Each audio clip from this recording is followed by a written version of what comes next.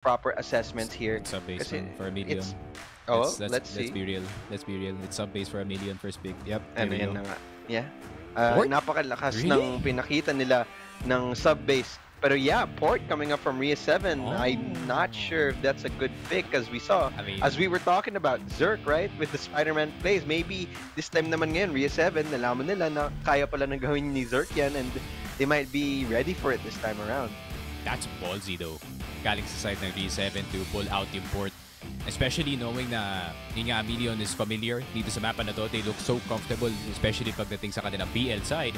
And Million has the opportunity na to start things off sa more advantageous side ng mapa ng port. Ay. So Re7 needs to really turn up dito sa kanilang blacklist side on that second map.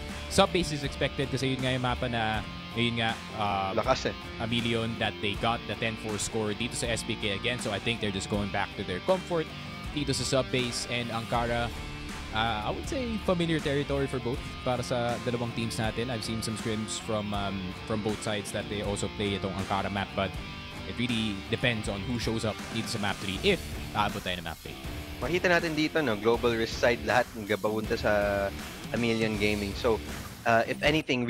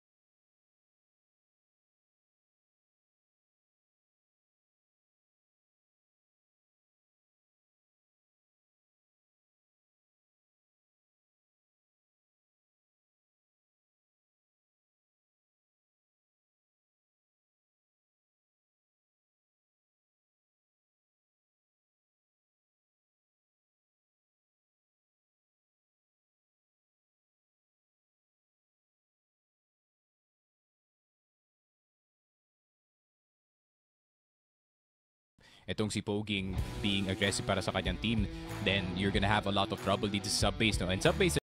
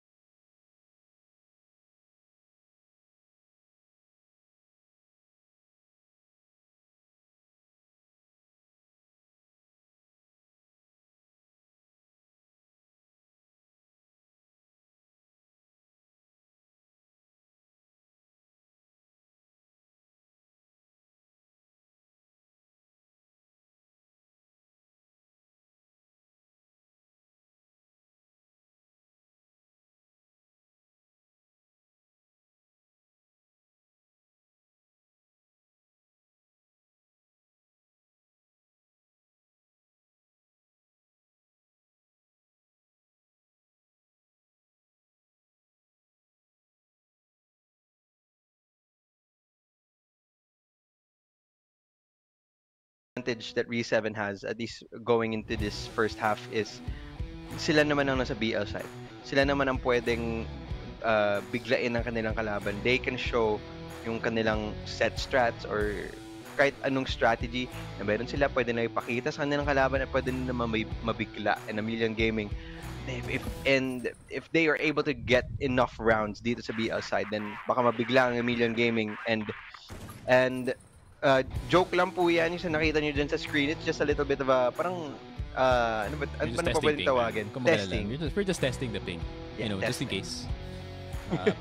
Ping has been a bit high for some players, so we making sure na everyone is at equal footing. Hopefully 20, no? Praying for 20 ping for everyone, hindi lang sa mga pro players, kundi sa lahat ng mga ibang players rin ng Crossfire at the moment. So, yeah, we're just gonna get a quick reset going and babalik na tayo dito sa laruan natin. And it's gonna be interesting to see, especially sub-base pa lang, first map. And I'm surprised na inalaw ng Re7 yung mapa ng sub-base dito sa Vito natin, considering it's one of the more better maps dito ng A Million, but I think they're really confident siguro sa laruan nila na papalagpasin nila yun and they're gonna risk for their better map that is Port. Well, makita natin dito, R7 magsisimula sa BL and A Million Gaming magsisimula sa GR side. Onting default ang ginagawa dito sa side ng R7. Tatlo ang tumatambay sa MR at gusto ata nila maghahanap ng tamang pitas dito sa vents area, kaso nga lang mukhang alam ng A Million Gaming na may umiinit dyan sa laruan na yan. Kaso si Va, unang contact kasama si Yaba magwawagi. Silent, buti na lang nahanap yung trade. Poging nakahanap din ng isa, kaso nga lang trade galing kay Charles. Binuksan na ang B site. Kaso nga lang, C4, wala sa kanilang kamay. It is, 1 for 1 and now it's suddenly a 2-on-2. Zeke, mukhang naipit siya dito. Mukhang nahirapan na siya. Ayaw na niya lumabas dito galing sa mid-side. At na Charles, puntik pa mahanap and Zeke down to a 1-on-1 kasama against Zerk.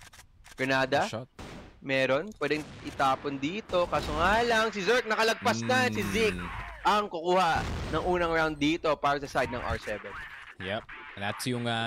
That's the weakness kung mabibigay mo lang talaga dito yung LR, a free entry going in towards side. Granted, sila pa ngayon unang nakakill dito sa 2F. Once na nakapasok na ng B site ang mga BL dito, it's really hard to stop that process from happening. Great attempt though galing sa side ng A Million. Napatigid nila onte, but it turned into a 1v1. Zerk, obvious na kung saan siya magagaling dito and di pa nila alam. Yaba. Nandito sa loob ng LR and they finally check him on the right side. Pero meron pa isang tao dito sa 3F and Poging still in a really good position. Kasama nila si Exor at si Wyren sa B side pero hindi nila pwede pabayaan yung Woods. They have to keep eyes on the Woods position. Pati na rin dito sa vents just in case that it is gonna be an A split. Pero hindi pa gumagalaw dito yung Re7. They're playing with their minds here. Naghahanap lang ng tamang timing para sa side ng R7. Actually, gusto ko tong ginagawa nilang mabagal na playstyle, no? Default, very default heavy. Pero for the side of A Million Gaming, I'm surprised that they're not really pushing any of the extremities, no? Kahit may isa na pitas. Usually, sa nakikita ko, galing sa side ng A Million Gaming, pupush na sana nila yung Woods. Makukuha nila yung information na walang katao-tao dyan. But this time around, they are just playing passively. Ngayon, Zerk, unang nakahanap ng pitas. Gamit ng kanyang rifle. Charles, tuloy-tuloy. Pushing, spraying. Dalawa ang nahanap. Iren na lang ang naiwan dito na 1v3 retake situation. 40 seconds. May oras pa naman. Kaso nga lang, smoke grenade, denying information. Va, nasa baba, habang si Charles nasa taas. Grenada, tinapon, flashbang, wala. Va, red life, Irendo, reposition. Una naman si Van. Uy, may tao sa upper mo! Kaso nga lang si Charles ang magwawagi dyan. Unfortunately, it just looks like a little bit of a di ata niya nakita for a bit there, and because of that, Re7, dalawa na yung rounds na nakuha nila dito sa unang half.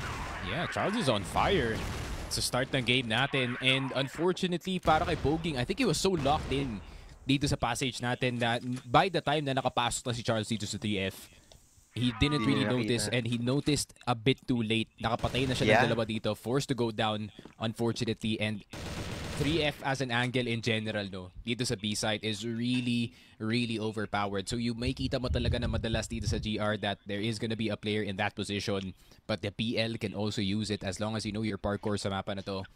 And Yeah. Re7, I mean, impressive start dito sa game natin. 2-0 already at partida. There is a bit of GR side bias dito sa mapa na to, but still, they are surprising itong Amelion sa first 2 rounds natin, and it's been Charles doing the entry. Once again, yun na naman. Yeah, isa na naman ang nakuha niya. Zerk na naman dito na nahulog sa side nila. Ngayon, papasok na sila dito sa B. Buhos na lang, sabi ng Re7. Va and Arsec, hanap din ang kanilang pitas. Dalawa actually nakuha ni Arsec, and tuloy-tuloy lang din ang momentum na pinapakita sa atin dito ng R7, and is this a surprising turn of events? Yeah, 3 rounds in a row dito sa LR pare, and Iron is like, yup, you guys are not pushing MR anymore. Ako na mismo magpupush sa inyo. And they do have MR control. Iron, nakita na nga dito si Silen, but he's just gonna go back. Nakuha niya na yung gusto niya dito, which is that 1 kill. And meron na silang advantage, man. Okay. Good adjustment na ginagawa dito ng Amelion Gaming. Sa totoo lang, nagugulat ako nawawala yung kanilang agresibong style of defense, no? Kahit papaano, I commended them for the way that they played it. They like take woods, they like to fight for MR. And nagulat ako nung first 3 rounds, parang hindi natin masyado yun nakita, and they're just giving R7 all this free space. Yung lahat ng lupa na yan nasa kanilang kamay, and well, now I think Amelion Gaming to an extent have changed their playstyle. Now, tinumba naman si Zerk! Alam naman ng R7 na nandiyan sa tatas. Ngayon, ipit siya dito. Granada will do damage, but it's not enough to chase them away. Holding it down pa din. Okay, bumalik na din sila sa MR. Nag-fallback na daw. Sabi daw nila, wag tayo masyado dito. Feeling ko, nag-rotate na sila. And it might be a bad call kasi tinumba naman sa side ng Amelion Gaming, hindi sila gumagalaw sa kanilang pwesto. Holding pa din sila. And they just making sure that any part of the map is on theirs, and R7 pumunta dito sa woods. Pero si Poging parang handang-handa. Nagtapon pa ng granada, and that deals massive damage to the side of R7. Flashbangs and smokes being thrown na din dito sa woods area, and that should completely stop them in their tracks. Vent is occupied.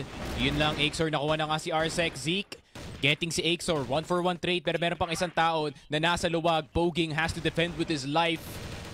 Pero hindi mapapansin pa ni Zeke. Va, getting the kill kay Poging. That's huge. Meron na silang control ng A-side, pero meron pang isa bababa ng luwag. And that is gonna be Zerk with the AK. Va, getting one more, but can he get more though? Tignan mo naman yung HP bars dito ng Re7, and Yaba's gonna start things off with a kill dito sa wood. Zeke nakuha si Zerk. Va, one tap galing kay Iren. And Zeke na lang natitira. Granted, full HP dito si Zeke. It's still 2 players left alive. And what another headshot galing kay Iren. And Zeke will be taken down, and they finally stop the R7 streak dito sa game natin. Granted, ang lapit na makuha na R7 itong A-site. But Iren with the 2 taps with that AK, getting it back online. But R7 though, nasa kanila pa yung 2-point lead, so it's still not home safe just yet para sa Amelion. And knowing R7, dahil sila ngayon may lead dito, they can play a bit risky pagdating sa kanilang laruan dito.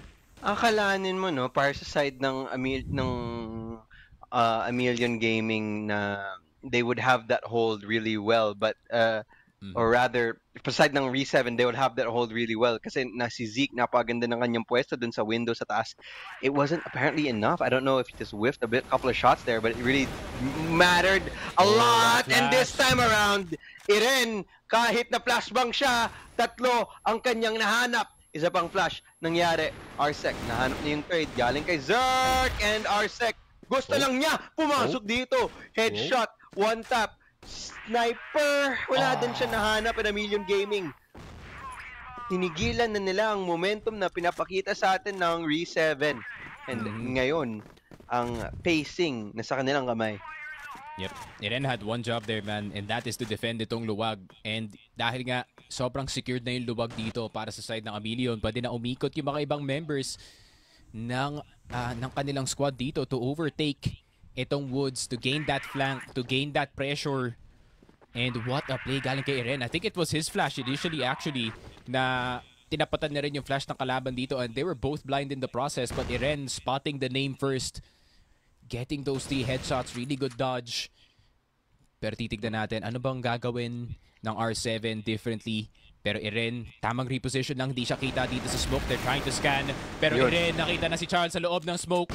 3 players low HP already para sa side ng R7. One nated, they are all gone. Axor with the spray. Axor with the Colt. Nakuha ng dalawa.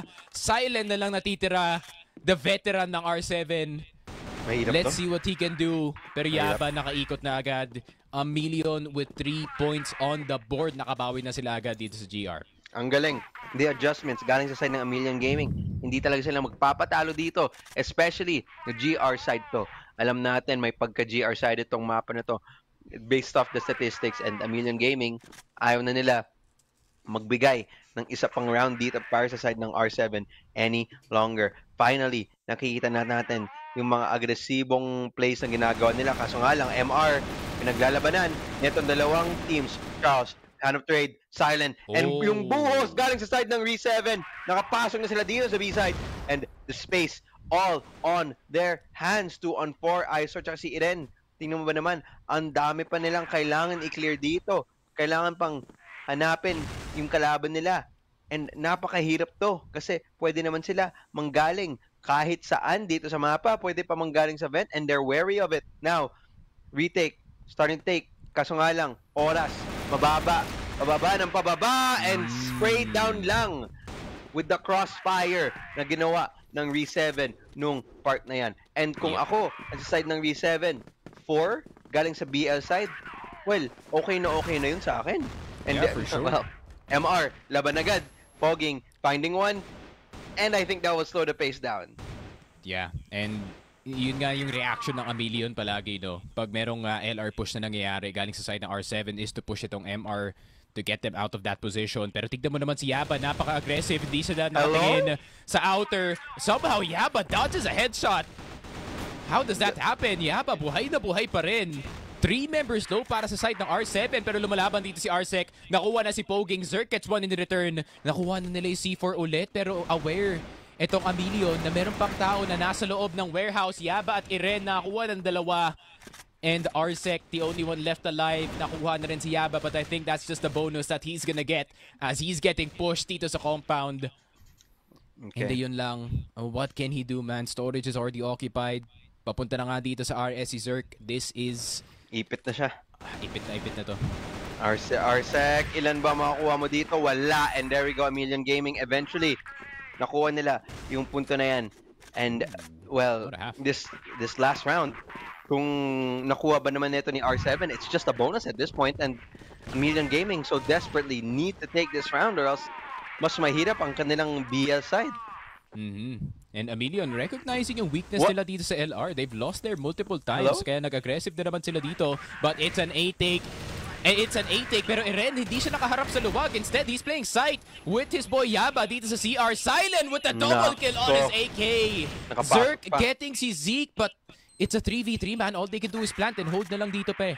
Yeah, when now C4 planted, retake situation. Ganyan naman ang dedepensa ang Re7. Dalawa galing dito sa wood si Arsec na babantay. Ilan ba ang pwede niyang hanapin dito sa wood site? Yan ang unang contact na mangyayari dito. Buti na lang nandyan na rest back niya. Exor, gusto din tumaban against Silence. Tapos si Poging una nakahanap. Nako, nag-iisa na lang to si Zerk. Very low life and Re7. Nakuha pa nila yung final round dito sa BL side and mas napakagandang simula yan kung ikaw ay ang Re7. Yeah, what an insane entry. Galing kay Silent, immediately 2 kills, isa sa missile, isa sa CR. Tuloy-tuloy lang even getting another kill to finish things off. 4K for him in total dun sa round na yun. So Re7, Silent is definitely feeling his start ng game. Arsec and Charles with 8 kills respectively as well. So Va at Zeke, meron pa silang hahabulin dito but at least 3 members of R7, solid ang kanilang defense so far. But A Million getting early woods control pero tignan mo naman kung gaano ka-passive dito yung R7. They're not giving any information whatsoever. Yeah, and this really right call and right read. Galing sa side ng Re7. Di nila pinapalipas. Tingnan mo ba naman? And speaking of basang-basa to si Zerk, alam ni Zeke at nakuha pa niya ang pitas. Ngayon ba naman, 4 on 5. Mahirapan pa din ang mga miyembro ng Amelion Gaming. Sniper galing kay Arsec, hindi na pinalipas dito sa MR side. 3 on 5. At tingnan mo ba naman, kahit yung R7, sila na ang tutulak. Sila na daw ang magiging agresibo. Pero nung nakahanap sila ng isang pitas galing sa side ng Amelion Gaming, tinigilan na nila at bumalik na sila dito. Planchadong-planchado ang mga pinaggagawa dito ng R7. And let's see if Amelion Gaming can take advantage. Oo, nag-iisa lang ang member dito, nagbabantay sa A-site kasama ng kanyang kasama si Charles sa taas. Pero mukhang alam nila, nandyan siya. Isor, nahanap niya yung bukas, yung pinto dyan sa A-site. Pwede na niya i-plant tong C4 na to, post-plant, 2v3. Winnable pa naman para sa side ng Amelion Gaming. For sure. I mean, Charles on 1 HP, Silent, Arsec, full HP pa naman sila dito. They have to be careful. If I was them, actually, papaunahin ko dito si Charles for that information. He's already on low HP. And that is exactly what's gonna happen. Dito sa Sikip, a 3-man Sikip push. Exor trying to poke his head in dito sa missile. Pero pinapush na talaga siya dito. Charles getting the kill despite being on low HP. Eren na lang natitira on the metal box. 14 seconds. Erendo dancing left and right sa metal. Iniiwasan lang ang bala dito ng R7 and Amelion gets one back. Is it gonna be another back and forth half dito, R2? Maganda. Posible actually. Pero maganda ang mid-round call na pinaggagawa dito ng Amelion Gaming. Kahit dalawa lang sila, sinabi nila, alam mo gawin natin tong A-split na to and let's see if it works out. Ngayon, utility, pinatapan na dito sa A. Gusto ata magkipag-call ng rotate. Kaso nga lang, di gumagalaw R7. Parang binabasan nila, fake to. Fake news kayo. Hindi to totoong take and it's just a good hold for now, galing sa side ng Re7. Hindi sila na-fall sa mga tricks na ginagawa ng Amelion Gaming ngayon. And tingnan mo ba naman, kahit ngayon, gusto atang tumulak itong si Va dyan sa hagdan. And he is just holding it for now. Yeah. Ngayon, if he does push it though, maka-confirm siya na maaga dito that Woods is clear. So that's obviously gonna be that'd be huge. That'd be huge for the side of AL. R7 though, mukhang MR control, gusto nila kunin. Well, AL, nandyan na din pala. 2F na din. Silent, unang didepensa dito. Kasama ni Arsec. Arsec nahulog na. Silent needs to get more than one here. Hanap siya ng isa. Dalawa. Pwede pa. Yun yung C4. At di din alam ni Yaba. Hulog na din. And 2-on-1 situation. Zerk. Red life. Kahit pa paano. Ito si Silent. And the trade does come out. 1-on-1. Va. Damage taken. Zerk. X-Factor. Pinapakita niya ang kanyang gilas dito. Another round. This time lamang ang Amelion Gaming. Yep, Zerk's now starting to step up para dito sa Amelion Gaming. But it was a very nice attempt galing kay Silent, the veteran dito ng R7. And ang ganda na sana ng hold. They actually got 4 players. Pero the rest of the R7 squad fell in the process habang nag-highlight play dito si Silent. Pero Eren getting si Arsec sa start ng round. And that's already a split defense between yung dalawang members, or rather yung 4 na members dito ng R7. They're split on both sides as a 2-2. Pero si Poging nakadaan na dito ng LR. Silent is gonna go for the check. Poging down to 1 HP pero mababarag din dito si Silent actually. Pero B-take ba? B-take ba mangyayari dito? Meron dadaan ng passage. Eren, he's not gonna spot si Silent dito sa rafter. Silent actually spotting si Eren instead. What a pick-off galing kay Silent, and that's gonna weaken yung B-push ng R7, or rather, yeah, ng Amelion rather. Pero Yaba at Zerk, double kill immediately. Silent, nagpapakitang gilas pa rin, but he's gonna get stopped by Exor. And 7-5. Ironically pare, nasa BL sila kumukuha ng round. Silent is trying his best to defend, pero the rest of the squad really not keeping up pare. Parang yung dalawang teams na to, mas malakas sila pag napupunta sila dito sa BL side ng sub-base. So, it's really off the statistics. And okay, R7, maaga ang kanilang kinuha ditong lugar dito sa MR. Kaso si Zerk, mas malala ang kanyang nakuha na lupa dito sa A-site. At dahil maraming miyembro ng R7 nagbabantay sa MR, ang layo ng kailangan i-rotate para i-retake itong A-site. And it looks like such a masterful play galing sa side ng Amelion Gaming. Poging nahulog sa kamay ni Charles. Ngayon, gusto nila to pasukan. Kaso nga lang, yung orasan, pababa, kailangan nila kunin to now na. 4 pa ang buhay dito sa Amelion Gaming. Zerk, hulog, isa. Arsec trying to find more. Iren, dalawang kanyang nahanap and a million gaming. Just like that, pumikit ka lang. Sila na naman ang hahanap ng lamang dito sa first half natin. Sneaky, kung sino man na nasa BL side, sila ang may lamang dito sa mapang to. And it is a weird thing to say because it is sub-base. Yeah, for sure. I think yung setups talaga ng A Million Gaming is really what is catching itong R7 off guard. At the same time, who the hell expects si Zerk na makapasok ng second mid na ganun kabilis and bumalik pa nga siya. He was already spotted at bumalik pa siya ng CR fully knowing na merong player dun sa loob and meron pang tao dito sa A site that could easily support him. Pero this is the Zerk in his most dangerous form. Yung hindi makip track ng R7 kung nasan siya and he is just running around the map looking for pickups para sa kanyang team. Pero Yaba, nasa loob ng vent and I think he's gonna get checked. Hello. Oh, Yaba? Good spray pero Yaba, siya pa yung nabawasan dito. He has to back off. At this time, Yaba is the one trying to make opportunity for A Million Gaming. I agree with you, no, si Zerk. Nagpapakita palagi siya ng Spider-Man plays niya silently or mabilisan. Nagugulat talaga yung mga kalaban niya. And R7 really trying to push Yaba out of this position. Pero si Yaba mukhang dyan lang siya. A movable object, kumbaga ayaw niya gumalaw. Kumbaga kailangan mo patayin bago ako umalis dito sa pwestong to. And si Zeke, palaging naghahanap ng laban dito. Kaso, this time around, mukhang natuto na to si Yaba. Nag-back na at sasamahan niya ang kanyang team papunta dito sa woods area. I don't know if this is a good call. Madaming nagdedepensa dito sa taas pero mukhang yan ang gusto nilang gawin. Flashbangs, utility, binuhos na at papunta na, papasok na ang mga member dito ng A Million Gaming pero parang may onting hesitasyon sa kanilang side.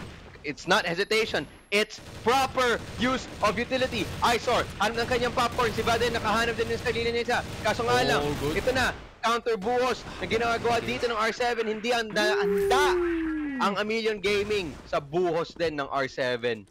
Binabaan agad ng R7 dito ang A Million Gaming na squad. They're not gonna let them get control sa missile and get the free angle. Papasok nga dito sa Sigip pero ito naman, MR push from the side of R7. They want to go really aggressive, poking Zerk. Getting set kills dito kay Zeke pero Arsec mahuhulog rin dahil dito kay Zerk. And the MR push did not work out para sa side ng Re7. And someone has to play risky. This is perfect timing para dito kay Silent para kumuha ng pick. Pero may kita niya ba si Axor? The timing. The timing. Kung nakita ni Silent dito si Axor ng mas maaga, it could have actually gotten him. And si Silent is the type of guy that can clutch that one very easily. Pero A Million seeing itong R7 weekend going for the jugular pare. Match point na agad para sa side ng A Million on sub-base. It took a bit pare. There was a lot of fight galing sa side ng Re7 pero A Million is so close to the finish line, men. Ngayon, A Million Gaming mukhang gusto nila tapusin to pero si Arsec, sabi daw niya, wag muna. Ako bahala sa inyo. Re7 in an advantage right now. Si Zerk, nandito naman dito sa vents. Gusto na naman lumande against sa kanyang kalaban pero hindi niya tinuloy. Ngayon, hit ata gusto gawin dito ng A Million Gaming. Ayun, papasok na din sila kaso nga lang masyadong madami ang depensa. Masyadong malakas ang ganawa nilang posisyon dito. Granada na din tinapon dito. Nahuyin na sana dito si Poging and sooner than later mahulog na din siya. Re7, buhay na buhay pa din. Ayaw pa din mahulog dyan. And the strongest round out of this half so far para sa side ng Re7. Buti na lang, pwede pa sila makabawi. Yeah, and they need to be ready. Kasi A Million yata, babagalan nila onti ang kanilang laruan dito and this is the perfect reaction. Galing sa side ng Re7, put 2 players dito sa A site, let 2 players work dito sa B instead, and tamang kalat lang ng mga players dito. Arsec dito sa CR, he's gonna hold down itong second mid and Zeke gonna be a bit of a bait dito sa luwag habang naka-hold si Silent ng medyo mas aggressive dito sa may luwag side. Pero dahil nga ganito yung depensa nila, sobrang vulnerable nila from the passage side, sobrang vulnerable nila from the shutter side. Axor, paano ka nakadaan? Axor, paano ka nakadaan? Who is watching passage? Zerk getting si Charles. What has happened dito sa B defense ng R7? No one was watching anything. Silent na lang natitira. He still gets 2 kills. Kaya niya to. Very winnable para kay Silent. He's done it before. 1v2, Pogi yung unang maglalaban nandyan. Nakita niya si Zerk nandyan pala sa pwesto na yan. Ino na nakahanap. Linabas niya ang kanyang Colt. At tingnan mo ba naman si Silent na magwawagi? Ayaw pa niya matalo. Ayaw pa daw niya mahulog. And Re7, potential to take us to overtime. Grabe, is this the Silent that we saw from 2021, dominating teams over and over again? He still hasn't lost his stride, pare, at all. No matter the veterancy dito ni Silent, he is still a very strong player, and Emilion having a hard time just closing out yung mapa dahil sa kanya dito. And Arsex now starting to contribute on his own as well. At Emilion now having to choose carefully kung anong site yung kailangan nilang kunin dito. Meron na silang woods control. Kanina nakapasok si Exor for some reason dito sa passage, right into Shutter, back into DR to get that entry. And yun nga, they have to be a lot more careful this time. I think I would call maybe A, just to actively find si Silent na maaga dito, but at the same time, that's running into a red-hot na rifler, pare. Yeah, ang ganda din ng position ng setup ng ginagawa dito ng R7. So, it is a bit of a dangerous call. And yung smoke grenade, tinigilan palalo. The woods control is now being given up. Pero, may labanan din dito sa B area, sa B site, sa locker versus spawn area. Paso nga lang, ayaw pa nila ituloy itong push. B, heavily fortified. A naman ngayon. Ang mahinang side ng RE7. Kaso nga lang, hulog na din to si Charles then. Also, falling to their hands. Zeke, nandyan pa din. Ayaw pa daw niya mahulog. Trade, galing kay Eren. 2v3, winnable pa din. Silent buhay. Arsec din. Silent, finding one. Arsec, hulog na, pero it ultimately is not going their side.